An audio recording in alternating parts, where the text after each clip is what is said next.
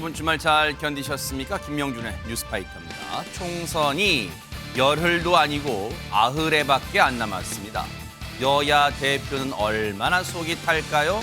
밥 먹을 시간도 아끼려고 편의점에서 컵라면을 먹고 구두굽을 갈 시간도 없어서 떨어진 구두굽으로 다닙니다.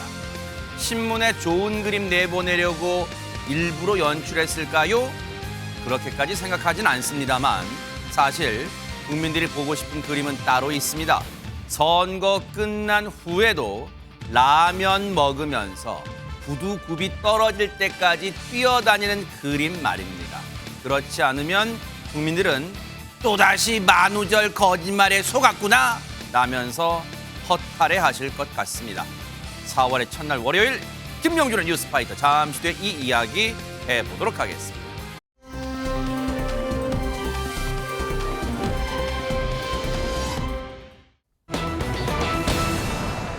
아마 많은 분들이 이 소식 듣고 안타까워하셨을 것 같아요. 참 우리한테 익숙했던 배우가 세상을 또 떠났습니다. 영상을 먼저 만나보시고 이어가 보도록 하겠습니다. 세월이 얼마 안 남았는데 남은 생애를 진짜 영화처럼 살아야 되겠다. 10년 살아야 90이야. 응? 그러니까 10년 살면 90인데 10년까지 살 수 있을지도 모르고 또 건강이 허락해야 되니까 나는 86, 7, 8세면 아마 전라도로 갈지 몰라. 아이 그런 소리 하지 마. 왜? 야 이거나 과자야 과자.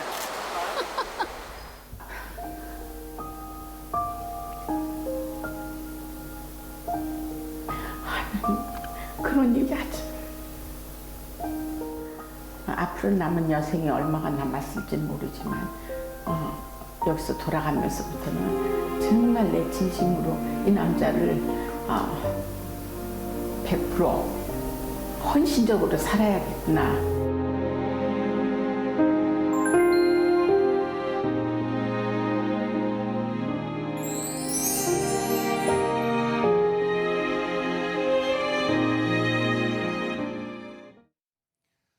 아마 많은 분들이 하재근 평론가님, 세상에 이분 하고 익숙하신 그분일 거예요. 예, 바로 원로 배우 남희루 씨인데요. 남희루 씨가 어제 새벽에 노안으로 별세하셨습니다. 향년 85세고 남희루 씨가 생전에 배우 집안으로 유명했었는데 남희루 씨의 부인은 김용림 씨입니다. 네. 그리고 그 아들은 배우 남성진 씨고 며느리가 배우 김지영 씨입니다. 어머나 세상에. 그래서 한 집안에 유명 배우가 4명인 배우 집안이었어요. 야, 이런 것도 쉽지 않잖아요. 그렇습니다. 네, 세상에 저렇게 우리한테 너무너무 익숙했던 배우 집안이었던 그 가장 남희루 씨가 어제 또 안타깝게 세상을 떠났다는 소식 많은 분들이 접하면서 참 침통하기도 하고 또 그때 많은 기억들이 떠오르실 것 같은데, 허준 변호사님, 그러다 보니까 참 수많은 작품으로 우리 시청자분들께 그리고 많은 국민께 웃음과 울음을 또 주셨잖아요. 그렇죠. 뭐 드라마만 수백 편 찍으셨다고 하니까 아마 개인적인 친분이 없어도 길 걸어가다가 한 번쯤 마주치면 아는 사람처럼 그렇죠. 친근하고 나도 모르게 인사할 법한 그런 배우셨어요. 네. 저는 그 영화 친절한 금자씨에서 최반장 역할 맡아서 금자의 복수를 돕는 그 역할 했던 것도 기억이 나고 네. 또 지금 눈에 선한 게 MBN 모던 패밀리 예능에 나와서 이 며느리 김지영 씨랑 차차차 댄스 추면서 이렇게 굉장히 유쾌하게 며느리 사랑 보여주는 그 모습이 정말 너무 가슴 아픈 생각이 드네요. 이렇게 또 부고를 접하니까 너무나 마음이 아픕니다. 네. 남희루 씨 1957년에요. 연극 배우로 연예계 생활을 시작했습니다. 59년 KBS 3기 공채 성우로 데뷔를 해서 이 목소리와 발성도 연기할 때 굉장히 좋으셨어요. 어쩐지. 네, 그리고 64년에 KBS 공채 4기 탤런트로 또 데뷔를 하면서 이 본격적인 연기자의 길을 걷기 시작했는데 드라마 정말 이 제목만 들으면 아마 다 아실 거예요. 제2공화국, 용의 눈물, 세종대왕, 한중록, 명성황후, 왕꽃선녀님, 야인시대 진짜 제가 다 나열을 할 수도 없을 열거하기 정도로 힘드네요. 와. 정말 많은 드라마에 출연을 하셨어요. 그리고 2000년대 들어서는 스크린에도 본격적으로 나오기 시작을 하셨는데 네. 영화 비밀, 검은 사제들, 제가 말씀드린 친절한 금자씨 그리고 천만 영화죠. 신과 함께 시리즈에도 출연을 했거든요. 특히 신과 함께는 1편 이 죄와 벌과 2편 인과 연 두 번 다 노인 허춘삼 역을 맡아서 열연을 했는데 이 두 편의 영화가 다 천만 영화이기 때문에 그때 당시 이제 80세 나이로 영화에 출연을 하셨거든요.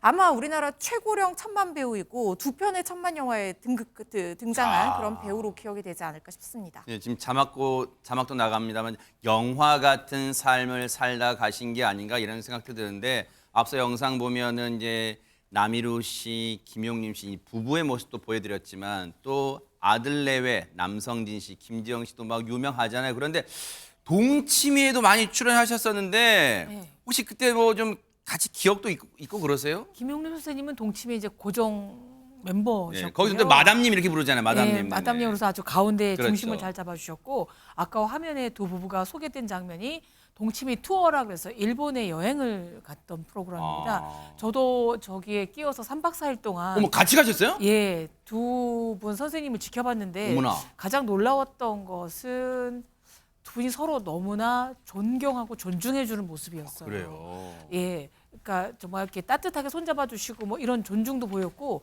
김용림 쌤은 항상 우리 이 남 선생은 책을 많이 읽어요.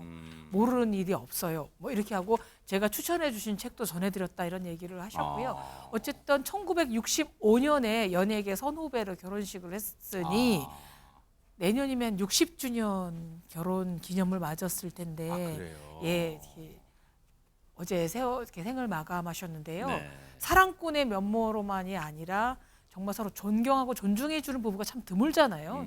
21세기에 그런 모습을 보이고 자녀들에게도 굉장히 모범을 보이는 부부였고요. 네. 자기 관리를 참 잘하시는 부부였는데 아. 한 작년인가부터 약간 남희론 선생님께서 건강이 악화되시고 치매 증세를 좀 보여서 좀 걱정을 하셨던 것 같습니다. 우리 대중들에게도 팬들에게도 참 안타까운 일이기도 하지만 어쨌든 두 분의 작품이 영원히 남을 거고요.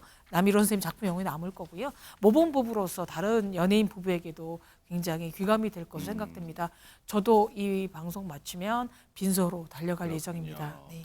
아니 사실 그 남희루 씨 시청자분들 보시면서도 그런 생각하실 거예요. 요즘 젊은 배우 못지않게 물론 연세는 드셨지만 참 잘생겼다. 그런 생각 안 드세요? 정말 저는 남희루 씨 뵐 때마다 그런 생각 드는데 참 잘생긴 배우다 그런 생각도 해봤어요. 그런데 보세요. 부부는 물론이고 아들 거기다 며느리까지 배우이다 보니까 고 남희루 씨의 아들 남성진 씨가 이런 제안도 했었대요. 한번 들어보시고 이어가 보도록 하겠습니다. 저 아버지하고 어머니 그 단독으로 영정 사진 같은 쓸 수 있는 언제부턴가 좀 아버님 사진을 하나 찍어놔야 되겠다라는 생각이 자꾸 들더라고. 말씀드리기도 좀 죄송한 일인 것 같고. 하나, 둘. 좋습니다. 어떻게 말을 꺼낼지가 그죠. 아버지 빨리 혼자 독사진 남았어 어머니랑.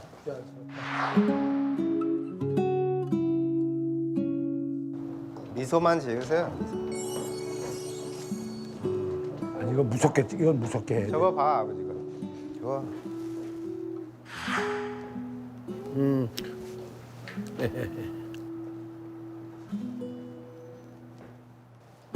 지금 이거 포즈 좋아. 좋아. 살짝 그냥 미소만 하는 게 좋아. 이거 까르페퍼면. 알았어. 너무 세게 웃지 마, 세게 웃지 마. 지금 미소 너무 좋고요. 밝게 한번 웃으면서 마무리 한번 하겠습니다. 좋습니다. 편안하게. 오케이. 한 번 더. 그렇죠. 아니야. 그럼 나는 오늘 제일 잘 찍은 게 사실은 그 사진인 것 같거든. 뭐 나중에라도 그거는 평생 내가 잘 간직할 수 있을 것 같아. 조금 더 젊으시고 예쁜 모습을 많이 웃으시는 모습 좀 그럼. 많이 갖고 싶어요. 네. 아이한테도 나중에라도 이렇게 사진 잘 나온 사진들 항상 놓고 뭐 재산은 아니지만 매일 이렇게 인사를 드릴 수 있다면 참 좋은 것 같거든. 참 뭐랄까요? 저 장면을 보는 저도 순간 좀 가슴이 먹먹해졌는데 최진봉 교수님, 네. 영정 사진이란 네 글자는 입 밖으로 그 누구도 내지 않았지만 당시에 남희로 씨도 알고 있었을까요? 그랬을 가능성이 있다고 생각해요, 저는. 그러니까 갑자기 같이 사진을 찍다가 단독으로 사진을 찍어야 된다는 생각을 했을 때 아버지 입장에서는 본인의 나이가 생각 들지 않겠습니까? 그리고 나이가 들면 사람들이 뭐 그런 느낌을 갖는 것 같아요. 나도 언젠가 준비해야 될 영정 사진을 찍어놔야 되겠구나 이런 생각을 하는 분들도 많이 있다고 그래요. 그러니까 저 얘기를 들으면서 속으로 그런 마음이 안 드셨겠어요. 저는 충분히 들었을 거라고 생각해. 서로가 말은 안 하지만 그 분위기상 왜 갑자기 단독 사진을 찍습니까? 그 물론 아들이 아버지의 그 웃는 모습, 그 모습을 영원히 간직하고 싶은 그 마음도 있겠지만 그 모습을 영정 사진으로 남겨야 되겠다는 그 마음도 이심전심 저는 전달됐을 거라고 생각해요. 그래서 아버지 입장에서도 분위기를 풀어주기 위해서 농담도 던지시잖아요. 다 분위기가 벌써 그 남성희 씨 분위기 보면 그렇게 좀 머뭇머뭇하잖아요. 그게 남희로 씨한테 충분히 읽혔을 거라고 저는 생각해요. 충분히. 그래서 그런 부분들이 서로에게 전달됐을 텐데 저는 이 두 부부를 보면서 이런 생각이 들었어요. 1999년도에 이분들이 뭘 하셨냐면 생명나눔실천본부에 시신기증희망 등록을 하셨어요. 그래요. 그 당시에는요, 1999년도만 해도 이렇게 장기 기증이라는 부분이 활성화되지 않은 시기였고 대단히 좀 터부시대에 있던 시기예요. 그 당시에는 장례를 치러도 화장하는 것도 상당히 좀 거부하는 시대였거든요. 그러니까 시신을 기증한다고 하는 건 대단히 좀 잘 할 수 없는 그런데 이분이 그걸 하셨어요. 사회를 위해서. 그리고 그중에 2009년도에는요, 각막 기증 희망도 하셨어요. 세상에. 그만큼 마지막 생을 마치는 그 순간까지 사회를 위해서 남을 위해서 뭔가 헌신하고 봉사하겠다는 모습을 보여주신 저 선생님의 모습이 정말 큰 귀감과 울림이 된다 이렇게 말씀드릴 수 있을 것 같습니다. 그래요. 그 영정 사진을 보니까 그런 생각도 들어요. 천생 배우다. 이 딱 영정 사진 찍은 이른바 우리가 각이라 그러잖아요. 딱 사진 찍은 각이 참 천생 배우다. 그리고 이게 약간 엷은 미소, 온화한 미소가 마치 그러는 것 같아요. 가족분들에게도 나 먼저 가 있을게 하늘나라에 일단 잘 지내고 내가 응원할게. 그리고 천천히들 와. 아마 그런 거 아닌가 생각도 듭니다. 정말 우리 국민들에게 많은 사랑과 행복과 웃음을 주셨던 고 남희로 씨 영면을 뉴스파이터가 진심으로 기원하도록 하겠습니다.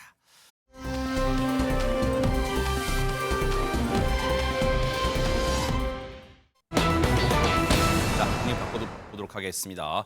제목 보세요. 벌써부터 아찔한 느낌이 듭니다. 하재근 평론가님. 예, 지난달 29일 오전에 서울 석관동에서 아찔한 사건이 벌어졌는데요. 관련된 영상이 있습니다. 영상의 모습을 보시면 내리막길에서 레미콘 차량이 빠르게 저렇게 달려오고 있습니다. 속도를 줄이지 않은 채 멈춰서 있던 차량들을 향해서 돌진하는데 굉음을 내면서 차량들을 잇따라 들이받았습니다. 세상에. 자욱한 연기와 함께 넘어지고 말았는데 어머나. 당시에 오토바이 한 대를 포함해서 총 13중 추돌 사고가 벌어지고 말았습니다. 아니 13중 추돌 사고 지금 무슨 어두컴컴한 밤도 아니잖아요. 세상에. 피해자 한 분의 얘기 좀 들어보시고 이어가 보도록 하겠습니다.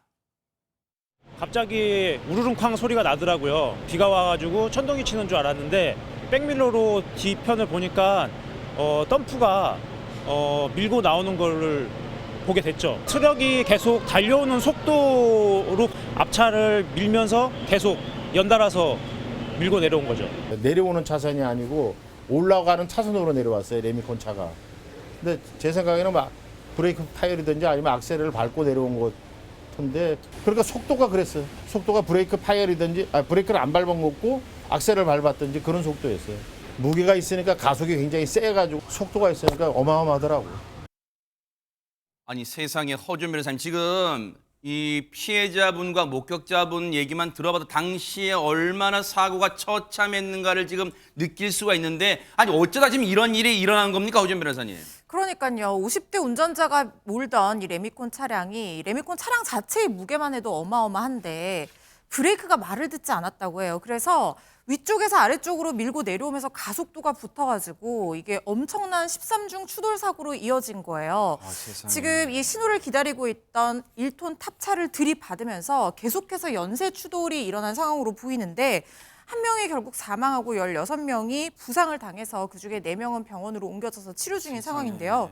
아까 영상에서도 보셨지만 그 충격이 어마어마했던 게 이 레미콘 차량의 운전석과 동체가 두 동강 나서 운전석만 따로 이렇게 들어 올려져서 치워지는 모습이 아까 나왔었잖아요. 사고 충격이 대단했을 거라고 충분히 짐작할 수 있는 부분입니다. 지금 영상 보시는 것처럼 네, 현장이 아수라장이 됐고 이 말씀드린 것처럼 브레이크가 작동하지 않았다라고 이 운전자가 얘기를 하고 있는데 수사가 필요해 보입니다. 세상에 지금 사망 사고까지 났어요. 이 추돌 사고로 사망 사고까지 났어요. 유인경 평론가님 지금. 예, 화면에 보이듯이 레미콘 차량이 가장 먼저 들이받은 차는 탑차입니다. 아유, 세상에. 그 탑차 운전자가요 심정지 상태로 이렇게 해서 병원에 이송됐지만 근데 숨을 거두고 마셨습니다. 근데 이 탑차 운전자분은요 육가공 업체에 배송을 하다가 사고를 당한 건데 아니 왜 이렇게 꼭 열심히 사시는 분들한테 이런 일이 당한지 모르겠어요 진짜. 두 가지 일을 또 병행을 하셨고요. 치매 어머니를 모시고 또 효자라고 소문이 나서 주변 사람도 안타깝게 하고 있습니다. 아니 어쩌다 이렇게 진짜 열심히 사시고 선하신 분들한테 이런 일이 생깁니까? 사망하신 그 피해자분 동료분 얘기 좀 들어보시고 이어가 보도록 하겠습니다.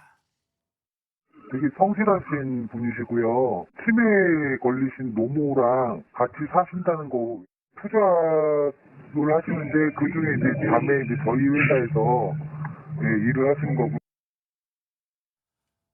아니 박성매 변호사님 내리막길이었는데 무슨 브레이크가 말을 안 들었다고 지금 얘기는 하고 있습니다만 아니 저렇게밖에 할 수밖에 없어서 다른 데는 예를 들어서 어둠 충격을 완화하는 그런 방법은 없었던 거예요. 그냥 앞에 서 있는 차한테 그냥 그대로 들이받는 방법밖에 없었어요. 마른 하늘의 날벼락인데요. 운전자가 운전 당시에 술을 마시거나 약물을 복용한 상태는 아니었다고 합니다.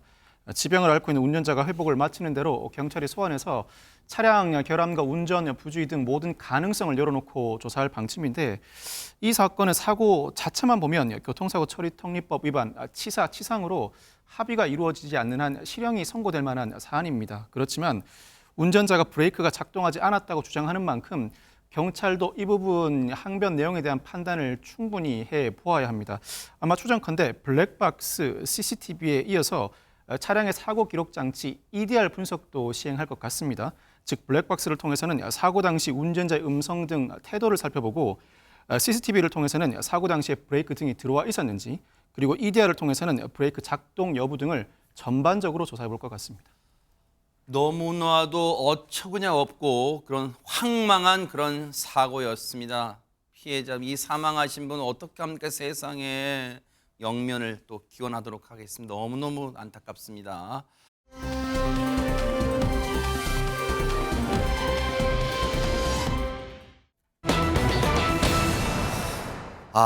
아니 제목 보세요.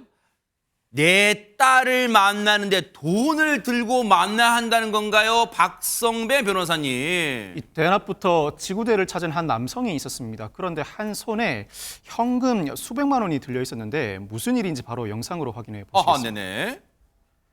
자, 지구대로 들어오는 한 남성, 딸을 만나야 한다면서 다급히 경찰에 도움을 요청하는데요. 네. 이 경찰 우선 물 한 잔 건네면서 이 남성을 진정시킨 뒤에 이야기를 들어봅니다. 네네. 이 남성이 말하기를 딸이 당장 수천만 원의 돈이 필요하다면서 울먹이며 연락을 해왔다는 겁니다. 이 딸 걱정에 현금 500만 원을 품에 안고 충남 당진에서 서울까지 달려왔다는 것인데 하필 휴대전화까지 이상해서 전화도 어려워 지구대를 찾았다고 합니다. 이 남성 과연 무사히 딸과 만날 수 있을까요? 아니 세상에 충남 당진에서 서울까지가 어느 정도의 얼마나 긴 거리에 근데 그걸 한 달에 달려오신 거예요.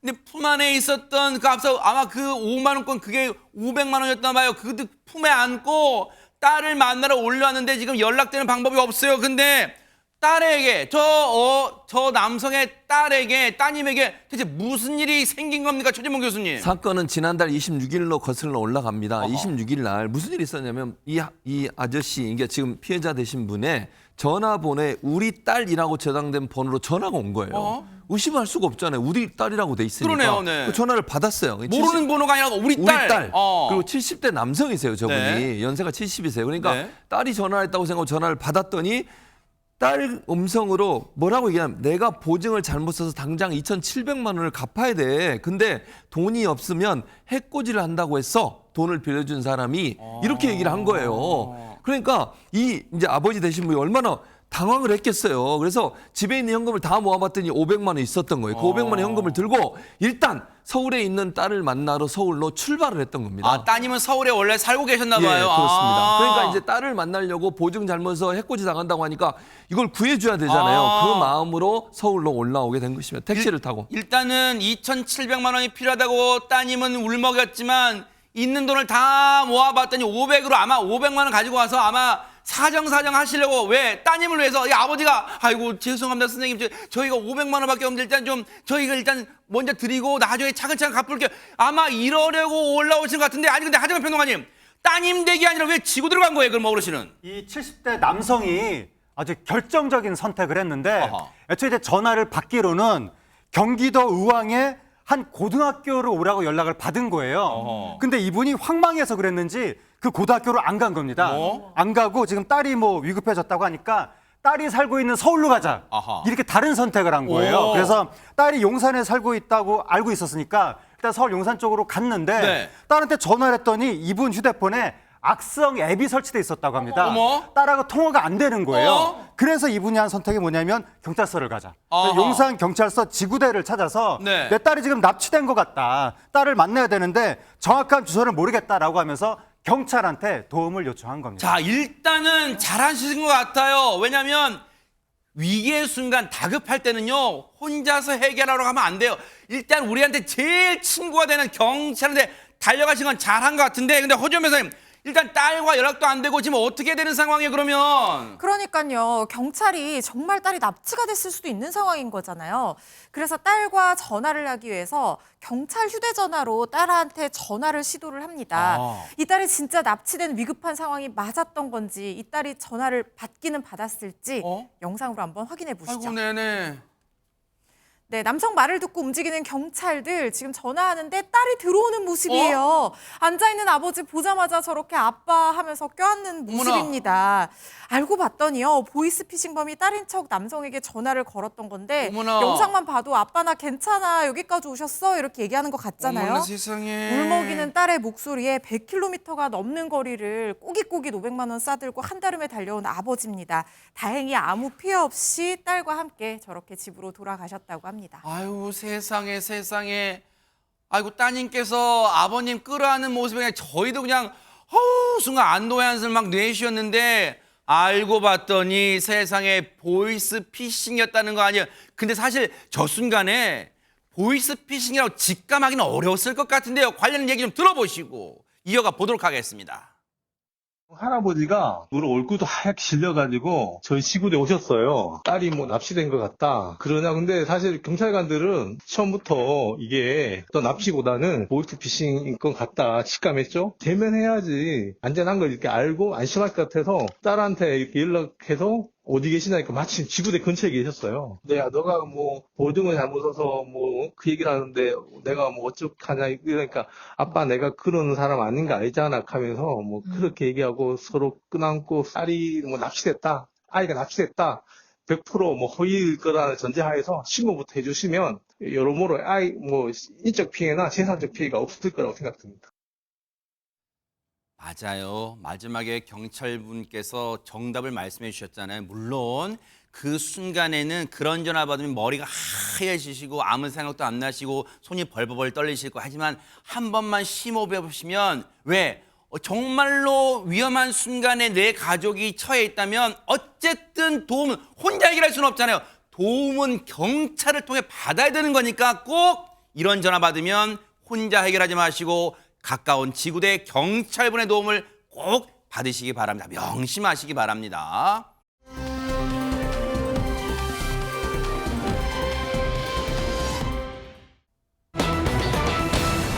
허허, 제목 보세요. 손님 내려주러 변신한 택시. 아니, 영화 트랜스포머 뭐 그런 얘기예요, 허준 변호사님? 손님 내려주고 택시가 갑자기 막 윙 하더니 로봇으로 변신하는 그런 얘기는 아니고요. 네. 지난 2월 28일 새벽에 경기도 수원에서 있었던 일인데요. 트랜스폼보다 더 멋진 걸로 변신을 합니다. 수원 창원 운수의 박지훈 기사님이 몰던 택시가요. 네. 위급 상황에서 뭘로 변신했는지 영상으로 한번 보시죠. 네네. 네, 근처에서 손님을 태운 택시가 좌회전해서 진행하는 모습인데 우측에 빨간 동그라미 차가 인도로 올라갔어요. 그리고 막 헛발질을 하는 모습입니다. 그리고 인도 위에서 내려올 줄 모르는 상황이죠. 네. 음주운전 의심 차량이 저렇게 인도에서 계속해서 헛바퀴질을 하는 걸 보고 뭉뭉하네요, 지금. 네. 그렇죠. 택시기사가 지금 화면에는 나오지 않지만 저렇게 멈춰 서서 뒤에 차가 없는 걸 확인하고 서서 봤더니 지금 음주운전 의심된다고 생각을 한 겁니다. 여전히 윙윙하고 있네요, 지금. 그러니까요. 지금 이대로 뒀다간 제2, 제3의 사고가 우려되는 상황이잖아요. 네. 박지훈 기사님이 손님한테 일찍 내려주실 수 있냐 부탁을 하고는 손님이 내리자 해당 차량 쪽으로 직접 다가갔습니다. 야, 뭔가 저 택시 기사님이 심상치 않음을 감지한 거예요. 저 택시 기사님의 얘기 좀 들어보시고 이어가 보도록 하겠습니다. 그래서 손님을 모시고 좌회전을 쭉 해서 나가는데 갑자기 바바바바박 큰 소리가 나는 거예요. 서서 봤더니 후박혀 있더라고요.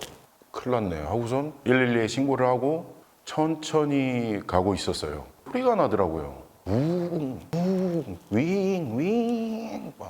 저 차를 잡아야겠다 생각을 해가지고 손님한테 좀 일찍 내려주실 수 있냐. 한창 일할 시간이거든요. 그게 중요하진 않았던 것 같아요. 세상에 지금 손님을 태우고 사실은 이 생활전선 영업을 해야 되는데도 불구하고 오히려 지금 이 사명감, 정의감을 지금 막 빛을 발하는 순간이에요. 근데 하재근 평론가님, 음주운전 차량의 음주운전 차량을 의심되는 저 차 운전자 일단 뭔가 과격해 보여요. 뭉뭉뭉 왔다 갔다 하는데 지금 저 순간에 본인도 해코지 당할 수 있잖아요. 굉장히 위험한 순간이고 택시가 어쨌든 뭐 본인의 이익을 희생하고 공익 차량으로 지금 변신을 한 거거든요. 아하. 그래서 기존에 태웠던 손님 먼저 빨리 내려드리고 네. 그 사건 현장으로 돌아갔습니다. 어떤 상황인지 보려고. 네. 그랬는데 그 음주운전 의심 차량이 마침 그때 도주를 시작한 거예요. 그러니까 택시가 유턴해서 쫓기 시작했는데 관련된 영상이 있습니다. 이제 영상을 보시면 당시에 택시가 유턴해서 그 이 음주운전 음식 차량을 쫓게 됐는데 그러면서 이게 쫓기만 한 것이 아니라 경찰에 신고를 해서 보세요. 범퍼까지 다 망가졌어요. 이제 쫓아갈 겁니다. 네. 의심 차량에서 이제 도주하고 있고 네. 그때 이제 택시 기사분이 저렇게 이제 추적을 하면서 경찰에 신고를 해서 상황을 공유를 했습니다. 계속 경찰하고 대화를 한 거예요. 그러면서 도주 차량이 어느 아파트 단지로 들어갔습니다. 거기에도 이제 택시가 놓치지 않고 따라 들어갔는데 그러고 나서 차가 밖으로 나오지 못하게 길목을 가로막은 상태에서 계속 경찰하고 소통을 한 거예요. 마침내 경찰이 출동해서 음주운전자를 검거를 했고 그러자 택시는 아무 일도 없었다는 듯이 다시 영업하는 차량으로 변신해서 길을 떠났습니다. 진짜 영화 트랜스포머는 저리 가라예요. 진짜 대박 사고. 진짜로 정의의 사도로 변신한 택시인데 박성배 변호사 마지막에 비상등 깜빡깜빡했던 모습이 자 저는 할 일 다 하고 갑니다. 잘 있어요. 막 이런 거 느낌 그래요. 그러게요. 수원 서부경찰서의 소속 경찰관이 현장에 출동해서 이 운전자를 검거했는데 운전자는 40대 여성이었고 아니나 다를까 만취 상태, 면허 취소 수준이었습니다. 이미 경찰은 이 운전자를 음주운전과 사고 미조치 혐의로 검찰에 송치한 상태고 아울러 감사의 의미로 추격을 한 박지훈 기사님에게 감사장을 전달하기도 했습니다. 세상에. 아니 근데 박성배 변호사님이 또 경찰 출신이시가 여쭤볼게요. 저렇게 이제 정의감이 살아 계신 건 정말 칭찬해 드릴 만한데 직접 택시 기사님이 추격을 하신 거는 글쎄 권할 만한 일인가요? 어떻습니까? 이 부분은. 이 사건에서 기사님이 2, 3차 사고를 막기 위해서 직접 추격하셨고 덕분에 신속한 검거는 가능했습니다. 그렇지만 실제로 이와 같은 일을 맞닥뜨린다면 굳이 직접 추격할 필요까지는 없습니다. 추격을 한다고 하더라도 신호를 위반하거나 진로를 변경하거나 속도를 높여가면서까지 추격할 필요는 하등 없습니다. 그보다는 현장에서 이와 같은 차를 보게 되면 차종, 색깔, 차량 번호 아울러서 현장에서의 진행 방향만 정확하게 경찰에 전달한다면 경찰이 실시간으로 검거할 것입니다. 아, 그렇군요. 관련해서 그래도 정말 정의의 사도 그 모습 보여주신 박지훈 기사님 얘기 좀 더 들어보시고 이어가 보도록 하겠습니다. 아파트 단지로 들어가서 따라 들어갔습니다. 예, 이제 뒤로 돌아가서 세워놓고 경찰관이랑 소통을 했습니다. 순간 판단이 뭐 2차, 3차 사고를 내지 않을까 그게 불안했고 큰일하고 뭐 자랑할 만한 이런 것도 아닌데요, 뭐 솔직히. 역시 뉴스파이터에서 늘 전해드리지만 좋은 일, 선한 일을 하신 분들은 꼭 말씀 끝에 이래서 아니 뭐 제가 큰일한 것도 아닌데 뭐 이거 언론 나오고 이렇게 아무나 할 수 없는 일을 해주신 이분 저희가 칭찬 안 해드릴 수가 없죠. 바로 수원 창훈 운수의 박지훈 기사님 정말 멋진 일을 해주셨습니다. 감사드리고요. 박지훈 기사님 덕분에 우리 사회가 아직은 살만하다 이런 생각하게 됐습니다. 정말 감사의 박수 보내드립니다.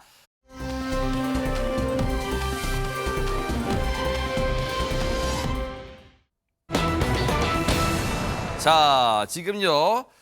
오는 금요일, 오늘 이제 월요일이니까 화, 수, 목 지나고 금요일이면 이제 총선의 사전 투표, 총선 당일날 투표 못하신 분들 등등등 이 사전 투표하세요 이틀간 하게 됩니다. 그런데 각 당의 유세 경쟁 지금 뭐 치열합니다. 오늘 앞서 말씀드렸지만 90회밖에 안 남았어요. 한동훈 위원장의 지금 사진 하나가 지금 화제가 되고 있다면서요, 허준 변호사님. 한동훈 위원장이 컵라면을 먹는 모습이 올라와서 굉장히 화제가 되고 있는데요. 어제 한 온라인 커뮤니티에 누리꾼으로 추정되는 사람이 수서 요새 끝나고 배고파서 지금 나오는 사진인데요. 수서역 인근 편의점입니다. 이 컵라면과 수행원과 함께 이 탄산음료를 먹는 모습의 사진을 올리면서 자기가 수서 요새 끝나고 배고파서 주변 배회하다가 컵라면으로 끼니를 때우는 한동훈 위원장 모습을 목격을 하고 저렇게 사진을 찍었다는 거예요. 국물까지 들이키네요. 오늘. 네, 그리고 먹고 나서 다 분리수거도 직접 했다라고 하면서 지금 사진 속 편의점 시계가 벽시계가 보이는데 네.